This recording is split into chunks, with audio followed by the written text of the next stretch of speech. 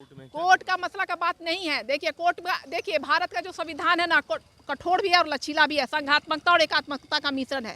ये काफी एक लचीला सुझाव है जिसको गवर्नमेंट क्या हो सकता है। अशोक चौधरी होते आज तो समझ जाते, क्योंकि उन्होंने अशोक चौधरी जब थे और गिरवा दयाल थे तो उन्हें 5 सेशन को अलाउ करते हुए और उन लोग का केस जो था डिसमिस करवा दिया गया। और पता नहीं इन्हें समझ में भी आता है कि नहीं, पता नहीं मिलना नहीं चाहते हैं, पीछे दरवाजे से आज भागे हैं जब अनशन पे लोग बैठे हैं। तो ये शिक्षा मंत्री का ये नहीं है, ये शिक्षा मंत्री का चरित्र नहीं है, उनको खुल के बोलना चाहिए। देखिए अपेक्षा देखिए सर, एक करके मेरे साथी मर रहे हैं, क्योंकि हम लोग का चयन ना 19 के दिसंबर में ही हो गया था। एक करके हमारे साथी कुछ कोरोना में मरे हैं, कुछ लोगों ने कलाई काट ली, कुछ लोगों ने कलाई काट, आप समझ सकते हैं कि जो इंसान। द पंचायत को सब्सक्राइब कीजिए और स्वतंत्र पत्रकारिता को आगे बढ़ाइए। एसटीईटी 2011 की जो बहाली है उनको नियुक्ति पत्र नहीं मिला है। अब लगातार देख रहे होंगे कि लगातार जो एसटीईटी हो, सीटीईटी हो, बीटीईटी हो या तमाम जितने भी शिक्षक अभ्यर्थी की बात होती है बिहार में, उनको नियुक्ति पत्र सही समय पे नहीं मिलता है। सरकार घोषणा तो कर देती है कि इतना बहाली होगा, इतने लोगों को नियुक्ति पत्र मिलेगा, अपॉइंटमेंट होगा, लेकिन नियुक्ति पत्र नहीं मिलने का रीज़न क्या है? लगातार आज ऐसे बिहार के तमाम 30,000 ऐसे बच्चे हैं जो आमरण अनशन के लिए बैठे हुए हैं। हम इनसे ही बात करेंगे। अब देखिए पोस्टर में क्लियर लिखा गया है कि छठा चरण माध्यमिक एवं उच्च माध्यमिक नियुक्ति पत्र हमारा अधिकार है। 11 साल से शिक्षक बेरोजगार हैं। क्या यही सुशासन की सरकार है? तमाम महिलाएं हैं, कई लोग विकलांग हैं, कई छात्र हैं जो आज आमरण अनशन पर बैठे हुए हैं। हम इनसे ही बात करेंगे कि एक्चुअली इतने सालों से आप लोगों का ये नियुक्ति पत्र टाला गया है, क्या रीज़न है? सर विभिन्न प्रकार का ये लोग सिर्फ खेल खेल रहे हैं। सिर्फ कागज़ पे सर हम लोग को चयन कर दिया जाता है। 2019 में काउंसलिंग कराया गया, वहाँ पे पता चला कि ठीक है काउंसलिंग हो गया, अब नियुक्ति पत्र मिलेगी। पेपर पे आप लोग सेलेक्टेड कैंडिडेट का लिस्ट आ गया, ठीक है, सिर्फ नेट पे और साइट पे। फिर 2022 में सर उस सारा की सारी प्रक्रिया को रद्द कर दी गई। फिर से काउंसलिंग करवाइए। काउंसलिंग करवाने के बाद फिर आपका जो है 2 दिन के बाद जो है निकलना है नियुक्ति पत्र देने का डेट, उससे मात्र 36 घंटा पहले कैंसिल कर दिया जा रहा है। तो ये क्या है सर? अभी तक सर हमारे सर इसमें छठा चरण में करीब 18 बार शेड्यूल चेंज हुआ है। क्या ये 18 बार शेड्यूल चेंज होना चाहिए? अगर इनको पता रहता है कि कोर्ट में केस है, हर आदमी को पता रहता है कि मेरे ऊपर कोर्ट में केस है, विभाग को भी पता रहती है कि कोर्ट में केस है, ठीक है, आपका 9 तारीख का जजमेंट आएगा, चाहे जो भी हो। इतने दिनों से टाला गया तो आप लोगों ने अप्रोच किया इसको क्लैरिफाई करने के लिए? हाँ सर किया गया। विभाग कहते हैं नहीं कोर्ट में मैटर है, कोर्ट में केस है। क्या मैटर है? कोर्ट में तो सर कोई भी नियुक्ति में तो इनका जो है नियुक्ति का जितना भी प्रक्रिया तो सर इनका जो नोटिफिकेशन ही त्रुटिपूर्ण रहता है। इसमें बहुत चीज़ छोड़ देता है। जैसे पूर्व में सर हैंडीकैप केस वाला केस हुआ था, ठीक है, 4% आरक्षण दिए लेकिन पोस्ट आइडेंटिफाई नहीं किए। फिर किस सेशन को इनको रखना ये भी पता नहीं है, तो क्यों निकाले भाई? कुछ नहीं, ये रामराज की बात करते हैं, सुशासन की बात करते हैं। पवित्रता के बावजूद भी सीता माँ की परीक्षा ली गई थी, उनके अग्नि में जलना पड़ा था। क्या उनके कैरेक्टर में दोष था? लेकिन फिर भी ये लोग ना, हम लोग पहली बार में भी चयनित ही थे, मेरिट में आगे आते थे, और दूसरी बार भी हम लोग आए। और ये बताइए कि ये ऐतिहासिक रोक है कि 36 घंटे पहले, यानी कि 17 को अपॉइंटमेंट मिलने वाला है और 15 की शाम में 9 बजे आप स्थगन लगाते हैं। आप क्या चाहते हैं? आप लोग हमारा नियुक्ति पत्र दीजिए। यहाँ जो जितने समस्त बैठे हैं उनका क्या गलती है कि लोग बीएड किए हुए हैं? कोर्ट में जो मसला कोर्ट का मसला का बात नहीं है। देखिए कोर्ट में देखिए भारत का जो संविधान है ना कठोर भी है और लचीला भी है, संघात्मकता और एकात्मकता का मिश्रण है। ये काफी एक लचीला सुझाव है जिसको गवर्नमेंट क्या हो सकता है।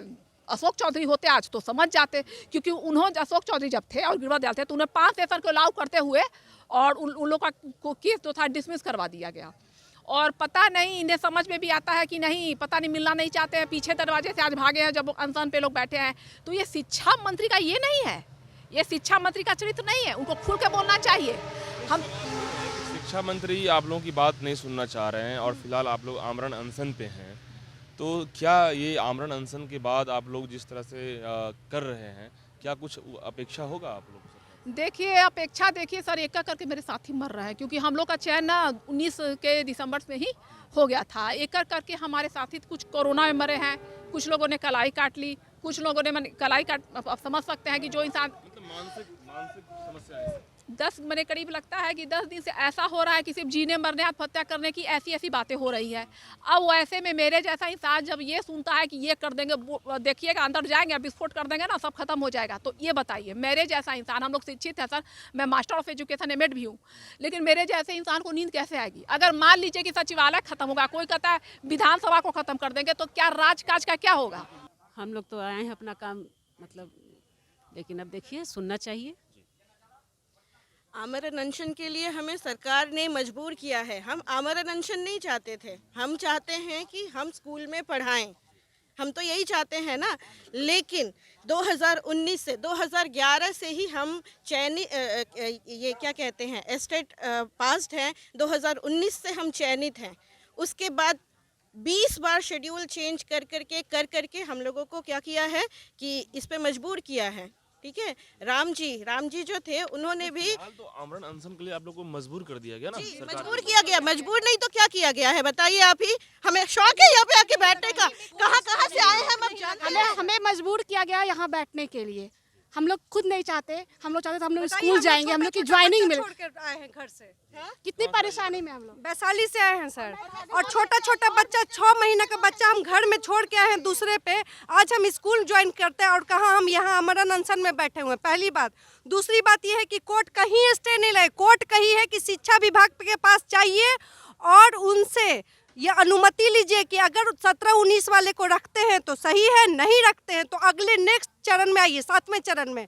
शिक्षा मंत्री कोर्ट का बहाना देके अपने आप अंदर से ये लोग पैसा ले रहे हैं और बहाली करेंगे, हम तो यही जानते हैं। क्योंकि हम सभी शिक्षित आदमी ये रोड पे भटक रहे हैं और अनपढ़ गवार कम मार्क्स लाने वाले लोग अंदर हैं। कैसे हैं हम पूछना चाहते हैं उनसे। ये आज हम छठा चरण में क्यों आए हैं? 2011 में पास किए हैं, ठीक है, 69% मार्क्स है मेरा, और हम आज ये छठा चरण में क्यों आए हैं?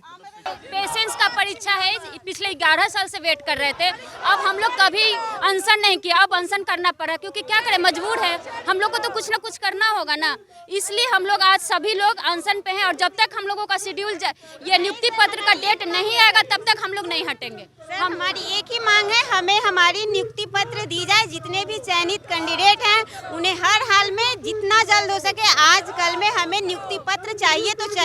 और जो 17-19 वाले जितने भी कैंडिडेट हैं उनको छठे चरण के तहत नेक्स्ट बार उनको टाइम दिया जाए, और जो अगली डेट है उसके आगे हमें कोई नेक्स्ट डेट नहीं चाहिए। देखिए जिस तरीके से लगातार तमाम छात्र जो है आवाज़ लगा रहे हैं और यही कह रहे हैं कि नीतीश कुमार होश में आओ, तो बिल्कुल यानी कि इतने लंबे समय से नियुक्तियों को टाला गया है, इतने लंबे समय से इनकी नियुक्ति को ये कोर्ट की बात कह रहे हैं, कोर्ट के हवाला दे रहे हैं कि कोर्ट में बात है।